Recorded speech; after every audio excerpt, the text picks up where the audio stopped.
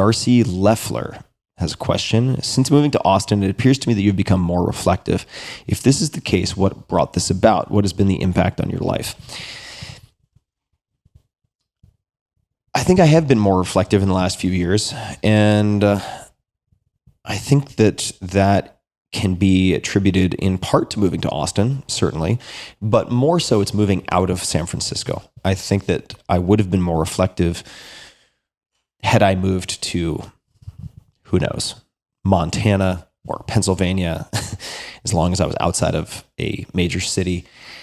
Even though Austin is a city, it is not one dominated by a monoculture or a mono conversation. In the same way that San Francisco is dominated by tech, it is pervasive. It is soaked, drenched in tech.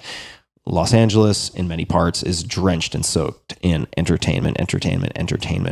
And it's very easy to end up in not just an echo chamber, but in a race where you feel like a greyhound chasing that rabbit around the track, and you never quite catch it. No one quite catches it.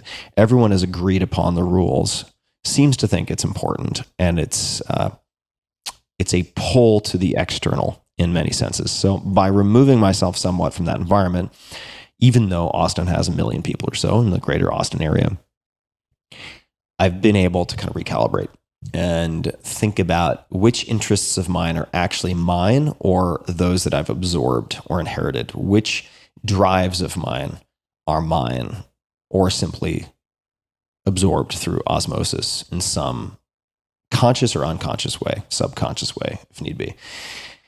And I think that has caused me, particularly as I contemplate family, fatherhood, and so on, it has brought up a lot of the big questions. Where do I want to be and why? What do I want to be doing and why? What do I not want to be doing and why? Who do I want to spend more time with?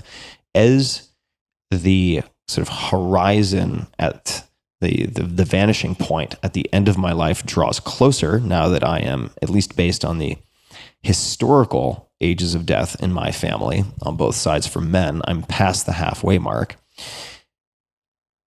Who do I want to deepen relationships with? Do I want to deepen relationships with people I already know? Do I want to develop new friendships?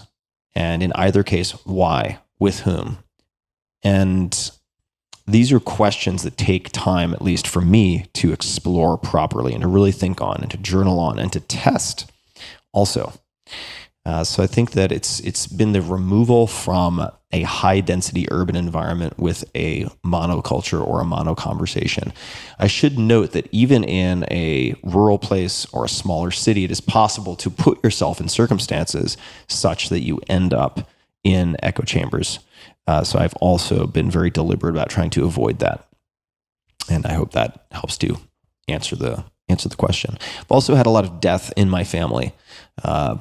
My uncle just in the last few weeks died of an alcohol-induced heart failure and passed away on the day, literally to the day of Richard Nixon's announcement of the drug war 50 years ago, calling public enemy number one drugs. And it just goes to highlight, for me at least, that better treatments are part of the answer, not necessarily better punishments. And these have all caused me to pause these types of events, periods of mourning, and so on. So whether I like it or not, I've been given opportunities to reflect, and I'm grateful at least for that.